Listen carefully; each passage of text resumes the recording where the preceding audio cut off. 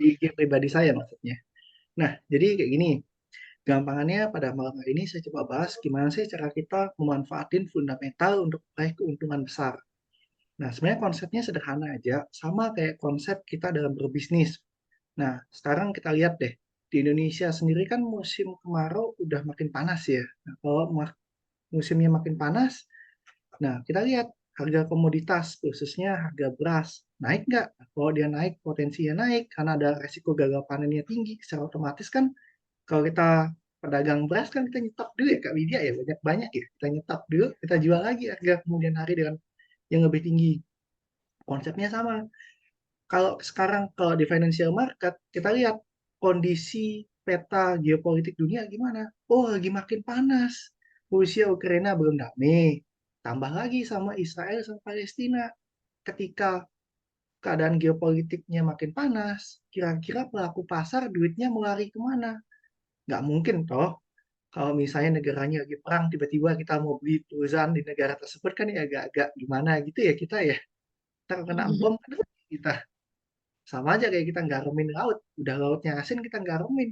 Ya, buang-buang duit kita ngapain? Investor juga nggak bodoh. Makanya mereka pakai fundamental analisis untuk tahu sekarang arah tren besar itu mau kemana. Konsepnya sama kayak kalau kita main dunia usaha juga. Sebelum kita buka usaha, pasti kita lihat dong prospektusnya gimana. Ada nggak prospek ke depannya 5 tahun lagi, 10 tahun lagi, itu gambaran besarnya kayak gimana. Mirip-mirip kayak gitu. Nah, saya bilang bahwa balik trading itu bisnis, bukan ajang spekulasi. Di sini alasannya harus jelas, pakai fundamental analysis. Nah, sekarang saya coba bahas satu-satu gimana sih cara kita paham tentang fundamental analysis dan memanfaatkannya untuk meraih keuntungan. Nah, yang pertama, kita harus sadar bahwa namanya kita investasi, itu kita harus, apalagi kita trading ya, kita harus tahu apa yang kita beli. Jangan sampai kita kayak trader yang nggak tahu apa yang kita beli, apa yang kita transaksikan. Seperti berdagang kucing dalam karung. Kita nggak tahu kucingnya ini bagus atau enggak, tapi kita mau beli. Karena kita lihat karungnya bagus, begininya, packingnya bagus, makanya kita mau beli. Padahal kan kita lupa akan resikonya. Nah, oleh sebab itu penting kita harus paham fundamental analisis. Jangan sampai kita membeli kucing dalam karung. Sama kayak kita investasi di saham juga, kita harus lihat perusahaannya itu kira-kira perusahaannya ini jelas atau enggak. Setelah kita lihat perusahaan jelas atau enggak, perusahaannya ngasihin keuntungan enggak. Jangan sampai kita beli saham atau trading di forex karena lihat grafiknya naik terus, artinya dia naik terus ya belum tentu. Banyak kita trading, teman-teman kita trading di saham, sahamnya naik terus, waktu kita beli dia jatuh, ARB, rugi kita. Waktu dagang forex, harga emas naik terus di angka 2000 tahun lalu, terus tiba-tiba longsor ke 1600. Nah, muntah kita. Nah, kita harus tahu fundamental analisis penyebab dia naik itu apa, terus mitigasi resikonya gimana. Kalau dia turun, cut loss-nya di mana. Itu harus dipikirin di awal. Jangan sampai kita jadi trader, itu nggak mikirin hal-hal sepele kayak gitu. Kalau bisnis, kita nggak mikirin resikonya. Wah, itu gambling itu bisnisnya. Jadi penting kita harus tentuin di awal. Nah, sebenarnya komponen fundamental analisis dalam trading forex itu cukup sederhana. Kita bisa lihat tingkat pengangguran sebuah negara itu gimana, apakah bagus atau enggak. Maksud dalam artian bagus itu bukan tingkat penganggurannya naik ya, tapi tingkat penganggurannya makin turun. Semakin tingkat penganggurannya turun, itu makin bagus buat negara. Tapi kalau tingkat pengangguran di sebuah negara itu naik, bahaya negaranya. Kenapa bahaya? Karena semakin tinggi tingkat pengangguran, itu menandakan ekonomi itu tidak muter. Sektor manufacturing itu mati, apalagi servisnya mati. Nah, itu sebabnya pemerintah ngeluarin dua kebijakan, fiskal dan moneter. Untuk apa? Untuk menstabilkan perekonomian, biar roda perekonomian kita nggak mati. Oleh sebab itu waktu COVID, tingkat pengangguran naik, dikasihlah BLT, stimulus kanan kiri. Nah, itu kebijakan fiskal namanya. Nah, itu bisa dipelajari lebih detail di mata makroekonomi. Terus lanjut sama tingkat inflasi. Tingkat inflasi itu sebenarnya baik untuk sebuah negara. Itu menunjukkan tanda tanda sebuah negara itu bertumbuh. Tapi kalau terlalu tinggi tingkat inflasinya juga bahaya. Idealnya 2% lah stabilnya. Atau 3% lah, 2 sampai 3 lah stabil. Terus yang terakhir kita lihat data manufacturingnya. Manufacturing di sebuah negara itu bagaimana? Bagus nggak? manufacturing-nya naik di atas 50 poin, itu artinya negara itu manufacturing-nya masih hidup stabil netral lah kalau saya bilang di atas 50 poin. Kalau bisa di atas 50 poin lagi, 60-70, wah bagus negaranya. Tapi kalau di bawahnya, berarti ada masalah nih sama manufacturing-nya, makanya terjadilah perambatan manufacturing. Biasanya ngaruh juga ke tingkat tenaga kerja atau unemployment rate-nya ngaruh. Kalau di Amerika NFP-nya ngaruh juga. NFP kan Jumat ini ya, NFP. Itu ngaruh juga. Terus yang terakhir, kita bisa lihat dari data retail sales. Retail sales ini menunjukkan daya beli masyarakat. Daya beli masyarakat tuh naik nggak? Biasanya diimbangin juga dengan pendapatan masyarakat di sebuah negara. Gampang-gampangnya kayak gini deh. Misalnya Kak Widya. Kak Widya misalnya dapat gaji 10 juta, tiba-tiba naik nih jadi 20 juta. Pasti gaya hidupnya juga akan naik. Nah, ketika gaya hidupnya Kak Widya naik, naik jadi 20 juta nih. Nah, kan daya belinya makin naik, retail Kalau sales akan naik di sebuah negara. lima, mama ada yang mau Ya, seperti itu. Nah, ya. Oke. Nah, terus kita kalau trading juga harus melakukan metode evaluasi. Sehebat-hebat apapun fundamental analysis, kita harus ingat, namanya kita pakai fundamental analysis, itu nggak 100% bisa berhasil. Memang bisa meningkatkan probabilitas keuntungan kita. Let's say, misalnya kalau kita cuma ngandalin technical atau tebak-tebak buah manggis, itu cuma winning rate-nya 30% nih. Semenjak kita pakai fundamental analysis, naik winning rate-nya jadi 80-90%. It's okay, nggak masalah. Nah, metode evaluasinya gimana? Kita lihat hasil trading kita 1 bulan menggunakan fundamental analysis. Itu gimana? Apakah good atau enggak akunnya, atau malah minus? Nah, itu kita lihat evaluasi tiap 1 bulan sekali. Kalau saya biasanya evaluasi sebulan sekali atau 2 minggu sekali, tergantung situasi kondisi. Terus yang kedua, kita bisa buka akun MQL5 atau buka akun MyForexBooks untuk lihat perkembangan akunnya kita, drawdown-nya gimana. Itu penting, drawdown itu penting. Jangan sampai Bapak Ibu trading, drawdown-nya terlalu besar, itu bahaya. Drawdown itu artinya uang kita pernah rugi sampai di berapa persen daripada modal kita. Itu drawdown artinya. Drawdown ideal itu ya, kalau saya bilang, ya minimal jangan sampai lebih di atas 10% dah. Karena rata-rata prop firm atau prop firm itu jadinya tempat ujian, kalau misalnya kita mau ngelola dana orang, dikasih modal, itu bisa ikut prop firm. Dia minimal dikasih batas jangan lebih dari 10% dalam 1 bulan. Ada juga prop firm yang nggak pakai bulanan, mau seumur hidup juga ada ujiannya, 2 kali ujiannya itu. Nah, Bapak Ibu jago, boleh ikut prop firm, jadi nggak usah melulu pakai dana sendiri, mau pakai dana perusahaan juga bisa, ikutlah prop firm. Bayar nggak ujiannya? Bayar ujiannya. Tapi kalau misalnya lolos, ya worth it. Untung ya untung. Kira-kira gitu. Terus kenapa sih kita harus pakai fundamental analysis? Jawabannya simpel. Dengan kita menggunakan fundamental analysis, itu kita bisa mendapatkan keuntungan dalam jangka waktu yang panjang. Nggak bisa kita cuma dapat untung 1 detik, 2 detik, 10 jam, 20 jam. Nggak bisa, untungnya bisa jangka waktu panjang. Karena searah fundamental. Contoh paling gampang gold. Gold itu waktu saya pegang akunnya saya buy di 1812, terus turun lagi 1815. Nah, dari dua posisi itu ngasilin keuntungan yang besar banget. Waktu goldnya di 1900 sekian aku udah TP, 1992 saya TP di minggu lalu. TP goldnya. Panennya untungnya besar nggak? Besar banget untungnya. Padahal di minggu sebelumnya, waktu gold dari 1900 saya nge-buy, dia turun ke 1800, saya stop loss beruntun. Stop loss, stop loss, stop loss, hilangnya 8 kali kena stop loss, itu 4% akun saya hilang. 4% akunnya saya hilang. Nah, waktu dia berbalik arah, itu baru keuntungannya tetap. Jadi intinya kalau trading, itu jangan sampai kerugiannya kita itu makanin keuntungan kita. Jangan, harus kebalik. Keuntungan kita harus bisa nutupin kerugian kita. Nah, itu konsepnya dalam dunia trading. Nah, itu kalau saya pakai fundamental analysis, saya tahu nih, alasan goldnya turun ini nggak masuk di akal ini. Ya ada aja momen-momen kita goldnya jatuh dalam, terus ya ada aja. Tapi kan kalau kita udah mitigasi resiko di depan, pakai fundamental analisis, tenang, tetap nge-buy, turun tetap nge-buy, cuma hati-hati nge-buy-nya, jangan kena stop loss langsung nge-buy lagi, jangan, kasih jeda baru kita nge-buy lagi. Itu untungnya berapa ya? Uang saya ya lumayan lah, dari 1,7 naik itu jadi 3 jutaan. Lumayan kalau saya bilang naiknya. Kenceng banget, kenceng. Bersyukur nggak? Ya bersyukur banget. Nah, beda dengan analisa teknikal. Tapi bukan berarti saya bilang analisa teknikal itu jelek ya. Enggak. Analisa teknikal itu untuk tahu di mana titik kita beli sama titik kita jual di mana. Di mana harga diskon, di mana harga ideal buat kita ngejual, jual barang.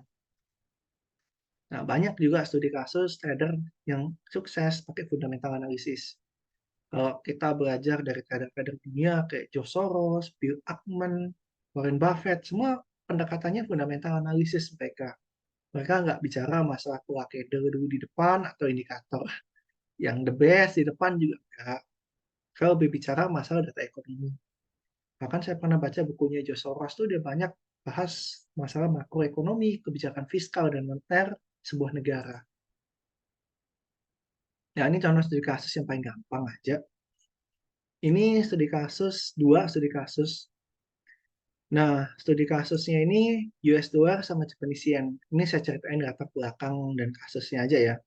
Nah, waktu tahun 2023 awal, itu Bank Sentral Amerika atau The Fed itu mengumumkan akan memotong suku bunganya. Maksudnya memotong suku bunga mungkin dia naikinnya agresif 75 bps, 75 bps, dia ngurangin. Ada isu-isu dia mau kurangin ke 50 bps atau 25 bps. Dan dari sana pas yang diambil Bank Sentral Jepang intervensi mata uang yen terhadap US dollar sampai ke level 102 ya 120-an lah, 128 7 lah kita bilang. Nah, tapi kita harus ingat kalau kita bandingin suku bunga dua negara ini di mana The Fed sama Bank of Jepang tentu jauh beda banget. Di sisi lain Bank of Jepang suku bunganya masih minus, US dollar udah di atas minus, di atas 1%, di atas 3% lah anggapnya lah, di atas 3%. Nah, tentu pelaku pasar akan memilih US dollar ujung-ujungnya. Nah, waktu dia koreksi, ujung-ujungnya juga akan naik ke atas. Nah, kalau kita lumayan pintar pakai technical analysis sama pakai fundamental, kita tunggu aja sampai arah tren besar secara teknikalnya menunjukkan tanda-tanda break of structure atau BOS biasanya kalau kita pakai itu smart money concept. Tunggu dia udah jebol resistance penting dan berubah arah menjadi bullish, nah, baru kita beli entry buy, kira-kira gitu. Itu studi kasus yang saya pakai buat kita bagaimana cara implementasi dalam dunia trading. Jadi tidak selama-lamanya kita langsung lihat fundamentalnya bullish, langsung kita buy ya. Jangan. Kalau kita nge-buy di bulan Desember, mungkin kita kena buy UJ. Tapi kita bisa panennya mungkin di bulan Mei, kalau nggak bulan Juli. Kan lama. Mending kita tunggu sampai break of structure dulu secara teknikal. Secara teknikal, baru mungkin di bulan Maret pertengahan. Bulan Maret nggak bulan April itu kita masuk lah di 131. 131 nggak 130. Karena trennya udah berubah dari beres menjadi bullish. Ditonjokin waktu kita lihat di awal Maret. Di awal Maret kan dia udah jebol tuh 137.500. Nah itu trennya berubah dari bearish menjadi bullish. Itu logika konsep sederhana. Kalau mau dicoret-coret juga boleh. Misalnya ini badan cangkul, kepala cangkul, badan cangkul, kepala cangkul, badan cangkul, kepala cangkul. Nah badan cangkul, nah ini resistance pentingnya dijebol sama dia. Terus supportnya yang aslinya di bawah sini, naiklah di atas sini. Nah, ini kita belajar market of structure. Kan dia naik lagi ujung-ujungnya ke atas. Sini. Masih akan koreksi lagi di sini, habis naik lagi. Kalau saya baca dari trader-tradernya perbankan punya analisa, targetnya UJ ini paling terdekat 155. Karena Bank of Jepang sedikit banget kemungkinannya buat dia bisa intervensi mata uangnya untuk jangka waktu yang cukup dekat. Makanya saya agak-agak nggak berani buat sell UJ. Saya malah incar buy. Tiap dia jatuh, saya buy. 149, 148 saya ngebuy terus, 147 saya ngebuy. Tapi tetap pakai stop loss, pakai. Risknya ya 2%. Taruh 2%. 2% total trading ya, bukan satu posisi 2%, enggak, total posisi 2%. Mungkin ada posisi yang 1% atau 0,5, 0,5, semua pukul rata juga ada. Intinya menyesuaikan aja dengan style tradingnya kita sendiri. Maunya kayak gimana, cocoknya kayak gimana. Kira-kira gitu untuk yang baru, semoga paham ya untuk market of structure, cara kita entry, fundamental dan technical. Nah, ini kita masuk studi case juga boleh, studi case. Oke, kita masuk studi case langsung ke pair dan kita live trade aja. Nah, saya menyesuaikan dulu. Sabar. Oke, kita studi case. Langsung buka trading view. Wait, oke. Kak Widya udah kelihatan belum trading view-nya? Sudah kelihatan, Enggak Mas. ya? Kelihatan jelas. Oke. Oke, kita masuk ke XAU USD dulu. Banyak banget yang minta XAU USD. XAU USD tadi aku udah charting. Ini saya pakai H4 biasanya. 4 jam. Nah, saya ngebaynya di mana? Saya ngebaynya di sini nih. 1991, 1980 sama 1969. Stop loss levelnya di mana? Stop loss levelnya saya pasang di sini. Ini saya nggak gambar lagi, saya tadi udah sih gambar-gambar. Oh, enggak. Yang menengah. Nah, ini. Stop loss level saya di sini. Sorry. Ini ngebuy support 1. Bentar. Saya gambarin dulu ya. Good buy. Yang satu SL, S2 SL, S3 SL. Nah, maksudnya SL ini pasang posisi langsung ada stop loss-nya juga supaya apa? Supaya ruginya kita nggak kebanyakan. Jadi misalnya S1-nya saya entry di sini. Ini udah saya entry ya tadi ya. Jadi tinggal saya kasih gambaran aja Bapak Ibu. Terus S2-nya di sini. Goodbye, support 2. Oke, udah.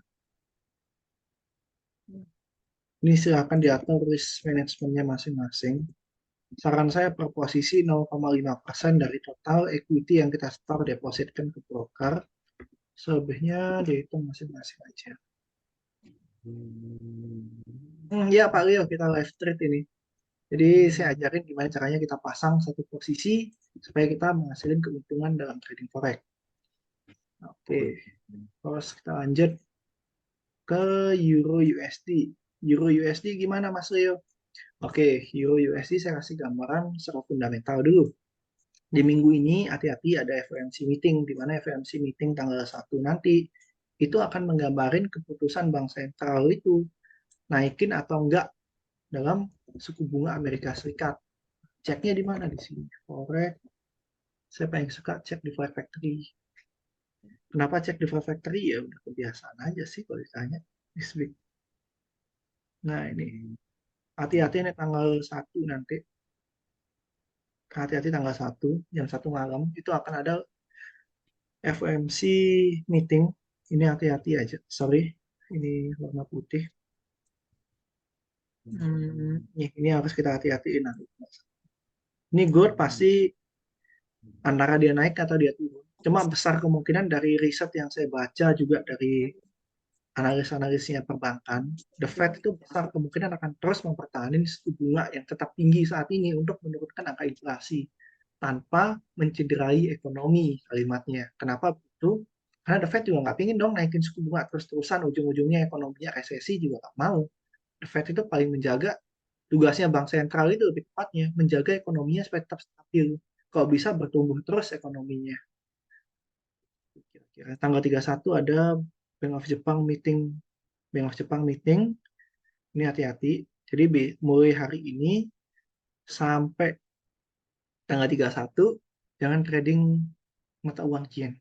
Tapi kalau yen besar kemungkinan juga nggak akan berubah kebijakannya sama sekali sih. Cuma ya hati-hati aja kalau saya bilang. Tapi kalau dia menguat banget yennya, ya di buy UJ. Kuncinya di sana. Kalau dia menguat banget yennya gimana? Langsung buy UJ. Itu kalau saya. Nanti saya kasih gambaran UJ gimana. uji tetap ngebuy saya. Ntar saya kasih tahu alasan-alasannya. Sambilan kita gambar-gambar dulu di sini ya. Petain kira-kira apa aja yang penting. Terus ini Bank of Canada, ini dilihat juga. Cuma yang paling penting ini, sorry, ini pound GBP, malamnya pound sterling ya. Paginya jam 1 Amerika Serikat The Fed, malamnya Inggris. Terus dilanjut besoknya tanggal 3 itu ada NFT. Sebenarnya emang jujur ini nggak direkomendasi buat kita trading agresif banget. Jangan, kita harus hati-hati. Kalau misalnya kita udah lihat tanda-tanda kayak gini, beritanya besar-besar. Cuma kalau mau trading, ya tetap jaga resikonya kita. Kira-kira gitu gambaran besarnya. Nah, saya pasang posisi ini. Kalau dari data NFT-nya bagus nggak dia? Sebentar. Unemployment rate-nya, oke. Oke, sorry.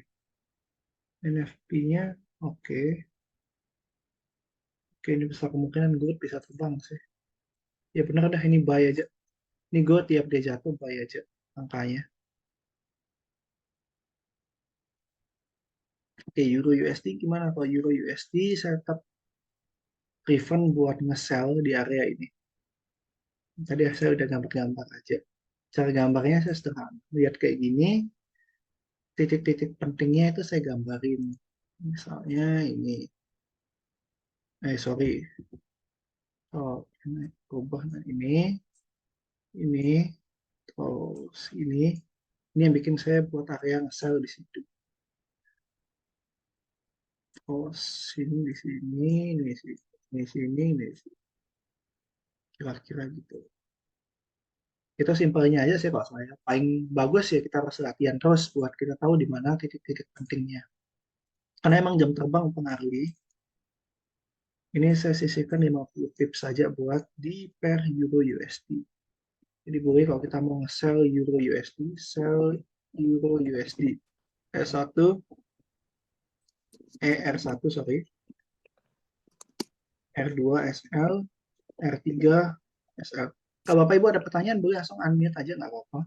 Unmute, unmute terus on cam juga nggak masalah. Nanti misalnya, Mas, saya ingin analisain pair ini dong. Oke, boleh ntar saya analisain. Tuh.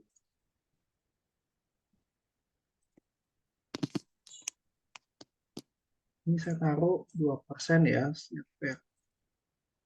Cuma kalau per Euro USD saya taruh 1,5 dulu dah resikonya saya. Cuma banyak-banyak. Ethereum. Ethereum, Kak. Bentar saya. Tuh. Saya trading forex dulu. Oke ya. Selesai forexnya beres, nanti kita masuk ke kripto kalau ada waktu. Sorry, note-nya fokus. Boleh. Boleh. Nah, itu ya, per Euro USD. Lanjut. Oh, ini masih belum saya analisa. Per USD Japanese. Menarik nih. Besok Bank of Jepang kan mau interest rate decision tuh. Kita nggak tahu dia nadanya hawkish atau dovish ke depannya. Tapi yang kita tahu, Bank of Jepang nggak akan berubah kebijakan moneternya dalam waktu yang dekat. Pasti nada kebijakan moneternya adalah dovish. Meski demikian, dia terus mempertimbangin buat tightening. Jadi, saya masang aman, masuk ke di area ini.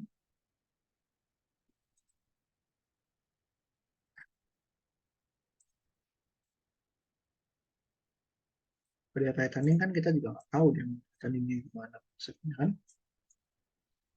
Hmm. Nah, gini aja deh. Nah, ini by UJ S1 S1 SL S2 SL S3 SL. Ini Bapak Ibu kalau mau pasang posisi nggak usah ngikut saya juga nggak apa-apa. Nggak mau ngikut dari S1 mau lanjut S2 juga nggak apa-apa. Ada teman saya Bu Mei Evi namanya. Itu langsung pasang posisi di S2-nya saya. Jadi S1-nya dia nggak mau ikut, dia mau ikut S2 lah. Ya nggak masalah aja sih sebenarnya. Oke, dua aja dulu ya, biar resikonya 1%. Karena resiko Bank of Jepang juga mau meeting saya juga agak-agak ngeri, jadinya saya incer support-support meetingnya aja dulu. Ntar kalau dia jeblok ke bawah kena semua, saya cuma resikokan sekitar 1%. Ini resikonya saya 1%. Tapi kalau dia naik, ya alhamdulillah saya dapat untung 1,9 naik 50 kan lumayan juga ya. Itu yang nyebabin saya trust buy UJ. Saya nggak pernah nge-sell UJ ya, by the way. Oke, kalau AUD USD gimana? AUD USD, AUD-nya menguat, USD-nya menguat. Jadi lebih ke arah sideways kalau saya bilang. Ini masih konsolidasi juga di sini. Saya tunggu dulu ya, tunggu dia break of structure dulu. Saya tunggu Nanya Pak dia. Leo, Kenapa? Ya boleh, boleh Pak, boleh. kalau dilihat dari fundamentalnya UJ kan Hmm. nge-buy tapi Hmm. sentimennya nge-sell ikut yang mana Pak Leo? Nah, kalau saya pribadi, gini Pak, sentimen market kan sering berubah-ubah ya Pak ya. Ya, Kalau sentimennya berubah, kita tahu barang nih bagus ya, barang nih bagus. Tapi dijualnya murah. Nah, kalau kayak gitu, biasanya saya lakuin kayak gini Pak. Saya tetap nge-buy, cuma nggak nge-buy-nya di atas ini. Kalau sentimennya positif, saya nge-buy-nya di sini Pak. Support kuatnya di sini. Karena mungkin sentimennya negatif, jadi saya buy-nya agak bawah. Tunggu dia koreksi di bawah 148 ini. Kan dalam kan, dari 150 jeblok ke 148 dalam Pak, UJ Pak. Jeblok ke sini itu dalam. Nah, waktu dia jeblok ke sini baru dia naik. Waktu dia naik baru kita ambil keuntungan. Kira-kira gitu cara analisanya saya. atau pakai limit aja Pak ya, Ya enaknya ini ya. buy limit ini. Ini buy limit semua ini. Ya, ya. Jangan di Oke Pak, siap Pak. Ada pertanyaan lagi?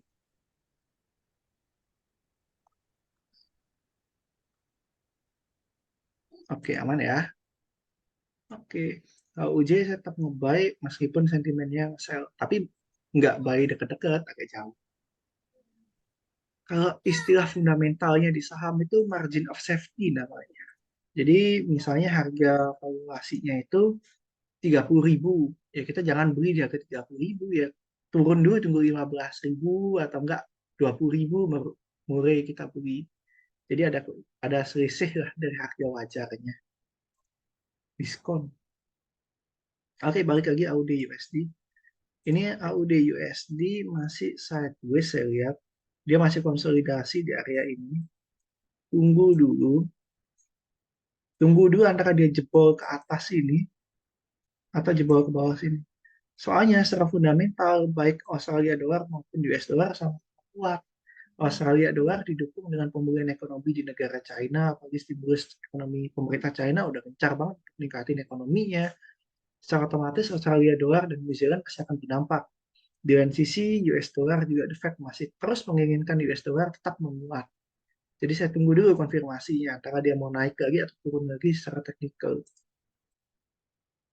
Kira-kira gitu. AUD saya biarin aja dulu nih. Saya kemarin ada pasang buy AUD di area ini, saya nge-buy di sini satu posisi di sini, satu posisi, dua posisi udah taking profit tadi pagi. Lagi saya taking di sini salah. Ya, itulah kira-kira. Mana saya nunggu the Fed juga bagaimana. Terus GU, GBP USD. GBP USD ini secara fundamental bearish dia memang. Cuma dia ketahan di area ini. Sorry. Dia ketahan di area ini. Nah, saya lihat dulu dia bisa jebol nggak di area ini. Kalau mau, kalau mau ya, kita buy stop di sini.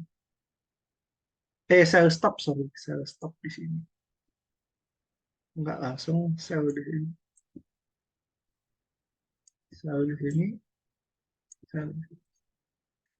Ini kalau mau agak sedikit spekulasi, sell stop aja di bawah.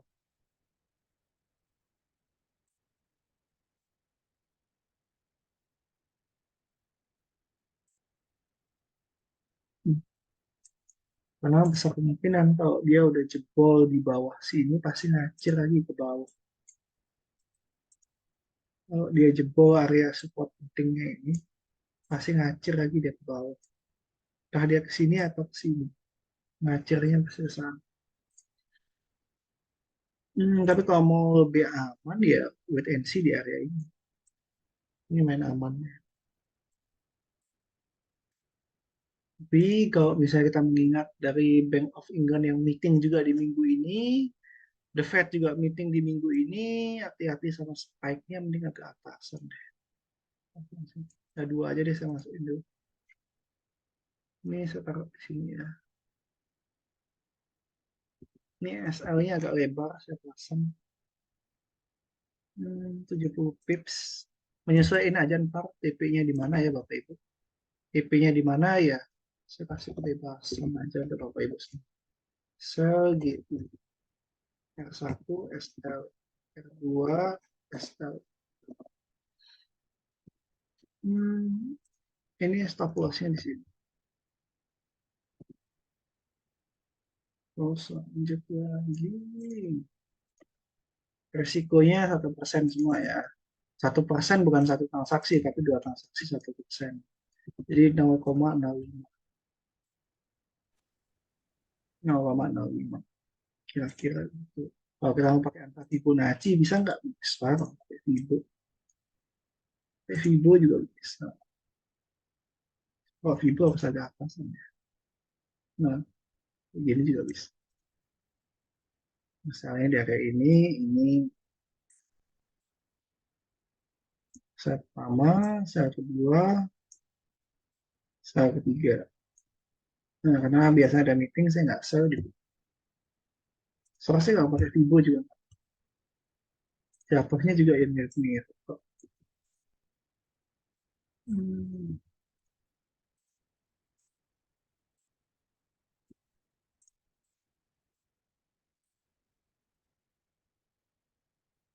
Jatuhnya ya mirip-mirip juga kok. Area Fibo sama area saya. Cuma kalau saya pengen suka pakai area saya. Nah ini dua ini. Dah dua ini aja yang saya pakai. Oh selanjut New Zealand US dollar. Ini sama-sama kayak Australia US dollar. Saya tunggu ini area jebol. Saya tunggu dia jebol ke atas atau ini kan masih konsolidasi dia di sini. Kita nggak pernah tahu dia mau break ke bawah atau naik ke atas karena secara fundamental New Zealand kuat, US dollar juga kuat. Jadi better wait and see aja dulu. Tunggu kepastiannya di hari Selasa nggak Rabu lah setelah FOMC meeting baru saya kasih update-nya. Oke, USD CAD gimana? USD CAD jelas tanda bullish-nya kuat banget dia. Kemarin saya ada nge-sell juga USD CAD, saya kena cut loss per USD CAD-nya. Jadi saya mungkin akan lebih menunggu lagi kepastian oil ini gimana mau naik ke atas atau turun ke bawah. Karena kalau kita lihat oil juga naik di atas 89 turun lagi 83, 89, 83. Jadi saya lebih baik nunggu dulu oil ini kepastiannya mau naik atau enggak. Jadi USD CAD lebih baik saya hindarin dulu di minggu-minggu ini. Oke, kalau Bapak Ibu ada pair lain juga boleh. Oh ya, GU belum selesai ya. Nah, GU. PPUJ udah, GU belum. Nah, ini GU. Oh, UJ belum juga ya. Sorry. Terlalu bersemangat tadi saya lupa. Oke, kita lanjut lagi pair yang mana? Kak Widya ada pair lagi nggak yang mau dianalisa? Oh, GBP Japanese Yen. Iya, iya, ya. Dari Pak Hamdi Gafur. GJ gimana? Mau buy atau mau sell? Kalau GJ ini hmm, kalau GJ saya masih tunggu kepastian. Dia masih masuk masa konsolidasi. Jadi trend ada tiga, bullish, bearish, terus dia konsolidasi tengah-tengah. Sorry, konsolidasi nggak kayak gitu. Konsolidasi kayak gini. Konsolidasi. Jadi dia tetap kayak gini. Nah, kayak gini. Ini kan UJ dia jebol ke bawah naik lagi. Konsolidasi dia. Tunggu dulu. Jangan masuk. Saran saya jangan masuk dulu. Tunggu sampai Bank of Jepang kasih pernyataan. Terus gambaran makroekonominya kita bandingin dua negara ini. Saya baca-baca dari institusi punya riset, baru saya ntar kabarin lagi. Jadi per definisian with dulu yang untuk ini. Kalau saya mau ngebayang nggak di bawahnya? Kalau saya nggak yakin. Karena per pound sterling saya nilai cukup buruk ekonominya. Nggak bagus-bagus banget. Jadi kalau saya disuruh pilih per Japanese yen, saya lebih pilih USD Japanese yen atau Australia Japanese yen, AUD Japanese yen atau USD Japanese yen. Kira-kira dua itu. Saya ngebayangnya di mana? Ini dua ini. Ini saya lebih tepatnya. Ini AUD Japanese yen nih saya bayang. Nih, ini per AUD Japanese yen. Nah, gini. Ini AUD Japanese yen. Oh, ada grup chatnya nggak? Pak Adi Irawan di-invite di grup Smart Trader nggak? Kalau ada, di grup Smart Trader itu banyak. Ada grup chatnya kok di grup Smart Trader.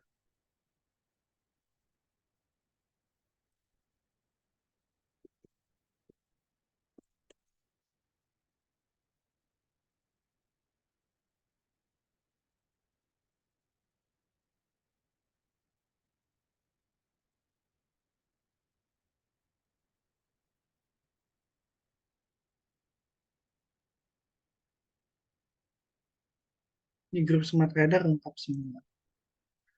Oh, Audi Japanese saya buy aja saya buy. Cuma tunggu sampai Bank of Jepang saya meeting ya baru ngomong buy atau enggak ya. Ini analisa saya siap-siap aja saya buy aja.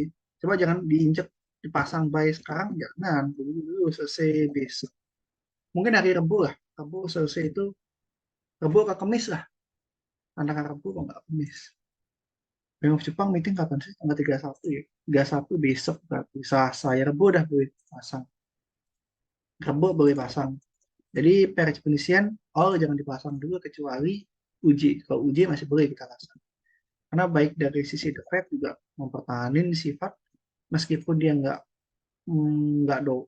motong suku bunga nadanya dovish tapi dia tetap ingin US dollar strong dalam waktu yang panjang.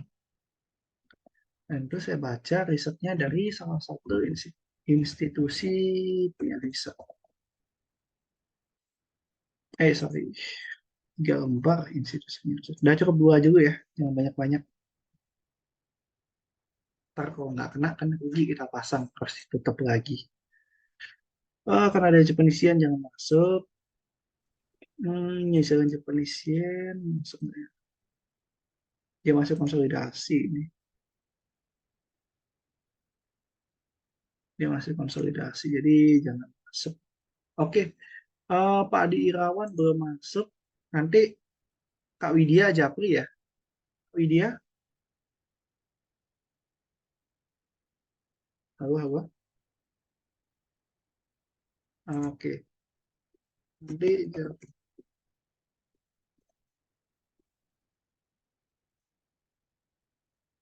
Oke, nanti langsung Japri Kak Widya aja ya. Adi Irawan.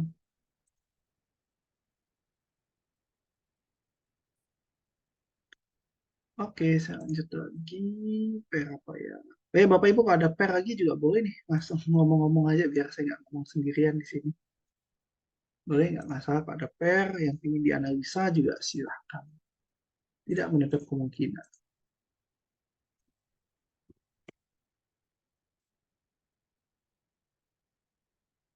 Oke. Yuk lanjut lanjut. Ya Bapak Ibu kalau ada per yang ingin dia. Oh, Audi NZD. Oke, oke, boleh, boleh, boleh. Audi NZD. Pusatnya bagus nih. Oke, secara market of structure ya udah jelas lah nih trennya gimana. Udah bagus lah ini. Tinggal cari entry buy-nya aja. Entry buy-nya di sini. Nah, dua aja. Nah, tinggal taruh resikonya 50 pips. Hmm, turunan. Ini. AUD NZD. AUD, NZD. S1, SL, S2, S3, S2, SL. Ini AUD NZD saya nge-buy di angka segini. Kalau stop levelnya di angka segini. Pohon lagi. Ini taking profitnya saya nggak kasih ya Bapak Ibu. Terserah Bapak Ibu aja mau TP di mana, rezekinya ambil aja seikhlasnya Bapak Ibu. Kalau saya usahain ya, kan Bapak Ibu stop lossnya 50 pips nih. Ini 500 tara 50 pips ya. Jadi at least lah minimal taking profitnya ya 100 pips ya. 100 pips ke atas lah pasaran saya. Jangan terlalu mepet stop lossnya. Jangan terlalu mepet TP-nya, sorry. Kalau terlalu mepet, ambil dikit-dikit ya capek lah kita kerja sosial nanti. Ngapain kita rugi 10 kali tapi kita harus ruginya 2 kali tapi kita harus nguyuh-nguyuh balikinnya 5 kali nggak 6 kali kan ya ngapain juga capek. Trader institusi biasanya risk to rewardnya lebar dia.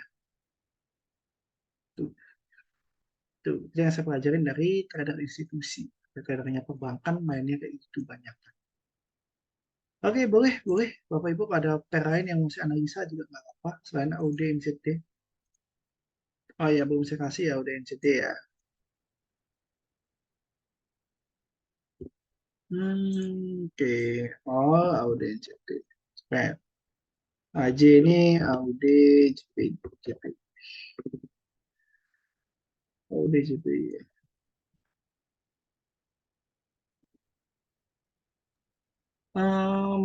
Dari Pak UPPI menentukan support atau resisten kalau sudah menembus aero atau Oke, oke, ini konsepnya apa? Oke, saya bahas sederhana aja ya. Sebenarnya saya ingin jelasin dulu market of structure. Jadi market of structure itu ada 3. Hmm, Ini saya nggak usah pakai istilah lower low, lower high dulu ya, biar gampang aja udah. Kalau saya terlalu banyak istilah lower low, lower high, high low, high high, bingung nanti.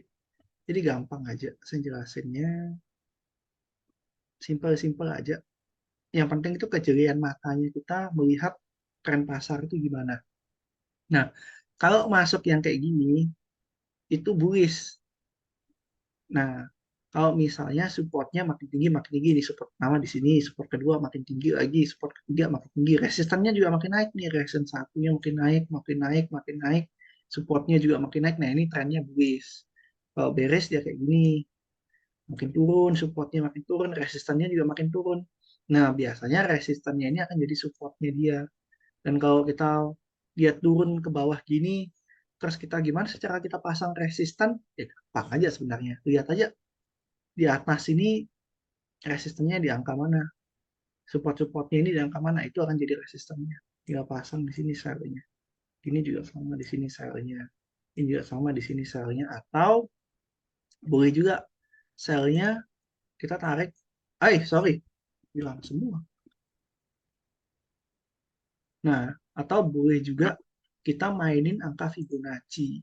Fibonacci tarik aja, kita incer sell ya udah tarik aja dari atas ini ke bawah. Nah, cari angka 0,618 ini angka Fibonya atau 0,5 itu angka buat kita sell. Kalau buy juga sama konsepnya. Cari aja misalnya kita bodoh-bodohan aja dia masih ini mau turun kan, terus dia mau naik lagi nih. Kita lunas mau entry di mana buy-nya. Ya tarik aja Fibo, tarik dari atas ke bawah, cari angka ini. Kita tahu di mana kita buy-nya. Tuh. Nah, kalau konsolidasi kayak gini, modelannya sideways terus. Perlu saya tekanin bolak-balik ke teman semua.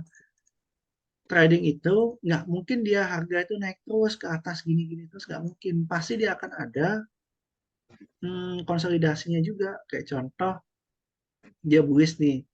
Bullish, terus dia akan konsolidasi dulu di sini. Nah, waktu dia konsolidasi tinggal kita gambar kayak gini aja. Kalau dia nembus resisten atas, berarti dia lanjut naik ke atas. Kalau dia jebol ke bawah, berarti dia lanjut berubah tren dari bullish ke bearish. Ada itu materi-materinya di market structure, terus smart money concept. Gitu kira-kira. Ini saya jelasin pakai istilah yang lebih mudah aja buat dianalisa. Kalau saya terlalu banyak pakai istilah-istilah rumit ntar bingung. Jadi ya cukup sederhana aja lah, make simple aja kalau saya bilang. Karena jujur trading itu nggak usah kita paham istilah terlalu rumit, yang paling penting kita paham implementasinya di pasar itu gimana. Kalau saya lebih kayak gitu. Jadi lebih ke arah pragmatis saja. Pasar itu cara bacanya gimana, entry-nya gimana, exit-nya gimana, mitigasi resikonya gimana. Sesimpel itu, ya sesimpel itu. Jadi materi yang harus Bapak Ibu baca buku berjilid-jilid kita rangkumin. Jadi lebih simpel, lebih sederhana, dan nggak rumit-rumit. Bisa dipraktekin nggak? Bisa. Praktekin aja.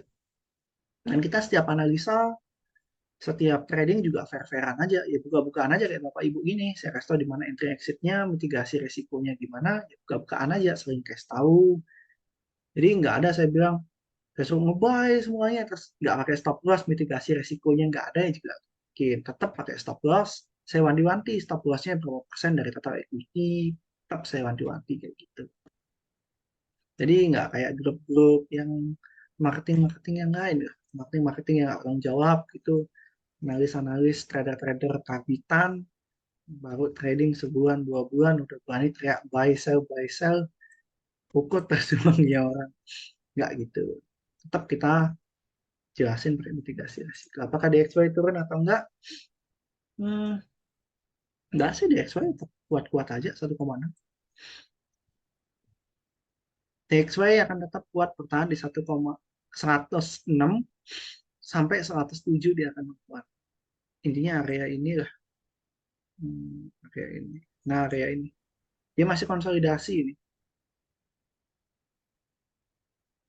Nah, ini kalau ada waktu saya jelasin soal konsep dari bullish, konsolidasi, terus bisa jadi bearish, bullish itu gimana.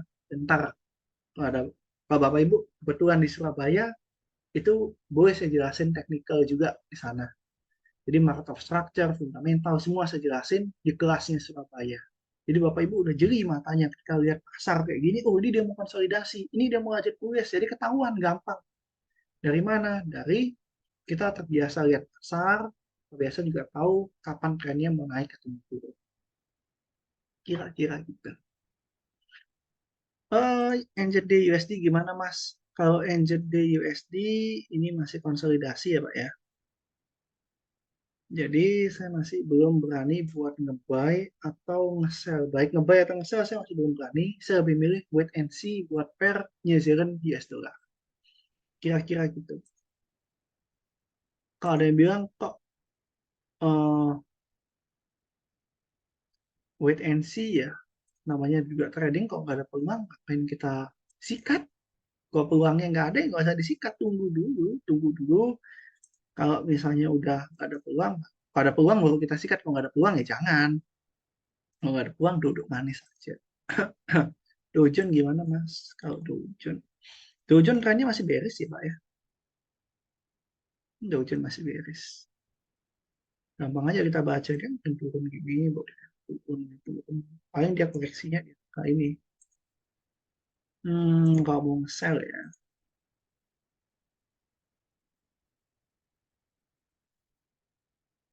Sorry. Kok yang ini? Golden.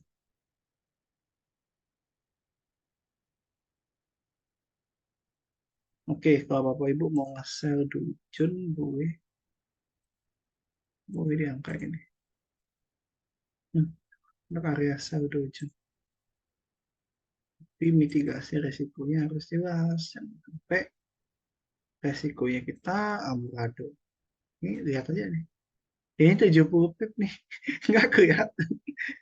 Jadi jelas Dojun ini risk to reward-nya pasti besar. Dojun. Bayangin tuh risk to reward-nya berapa besar tuh.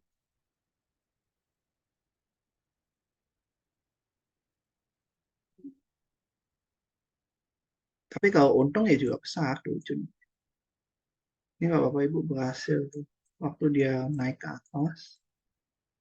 Naik ke atas gini, dia jatuh lagi, panen kaya. Oh, support apa resistennya di sini. Di sini nggak bisa.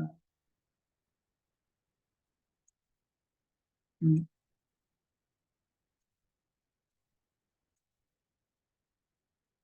Tapi dojonya lumayan sih kalau Bapak Ibu pengen mau nge-sell. Tapi kalau saya nggak rekomendasi yang untuk pemula ya, korek kalkulator. Hmm. Oh nggak ada ya dojon. Nggak bisa dihitung. Ada rumusnya tentang ngitung ya dojon. Itu. Dojon ini untungnya besar tapi resikonya juga gede. Jadi kalau modal kita pas-pasan ya jangan lah ya. Ini trading lah yang cukup dan sesuai dengan equity kita. Nah gitu aja. Kalau nggak cukup jangan tinggalin. Forex ini masih cukup lah sama equity juga dia nggak agresif banget. Ini Audi USD nih, Bapak Ibu mau ikut juga nggak? Ini minggu lalu saya ada nge-sell di sini. Udah kena dia, jatuhnya lumayan dalam. Hmm,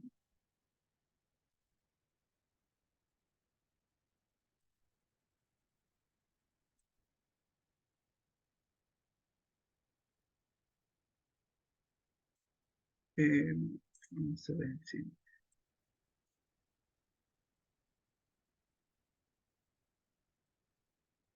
Nah, saya nge-sell dua ini aja. Bullish resiko gede itu di ah, Dimas. Dimas.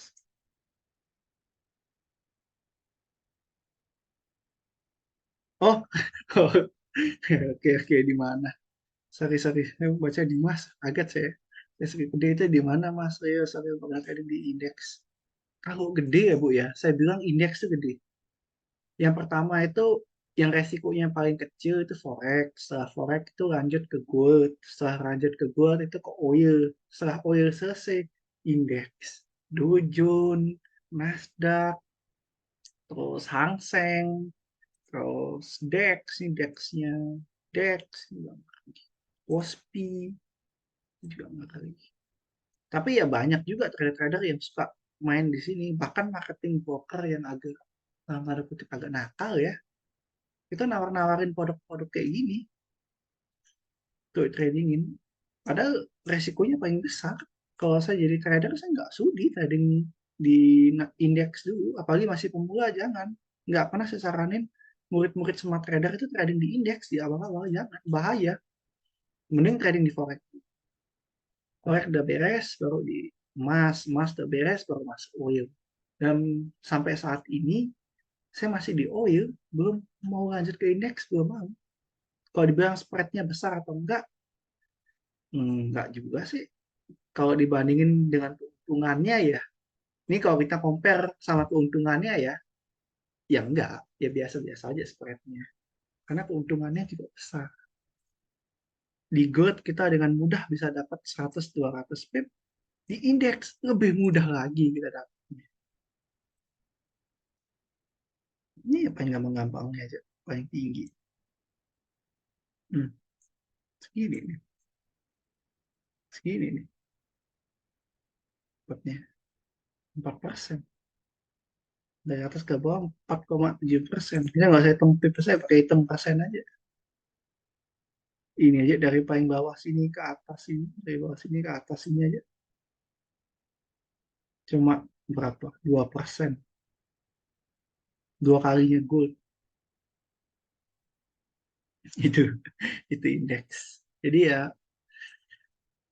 cukup ngeri kalau saya bilang. Jadi hati-hati banget.